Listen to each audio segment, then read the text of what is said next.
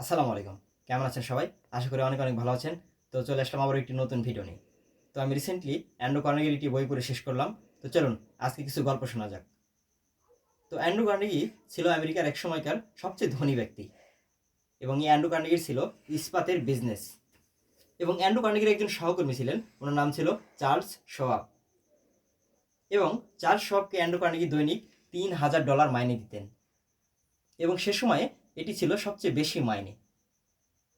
এবং চার্লস শোয়াবকে জিজ্ঞেস করা হয়, আপনার সফলতার মূল রহস্য কী? চার্লস শোয়াব বলেছিলেন, আমার ইস্পাত সম্পর্কে কোনো অভিজ্ঞতাই নেই। আমার সফলতার মূল রহস্য হলো জনগণের মধ্যে অদ্ভুত ব্যবহারের দক্ষতা।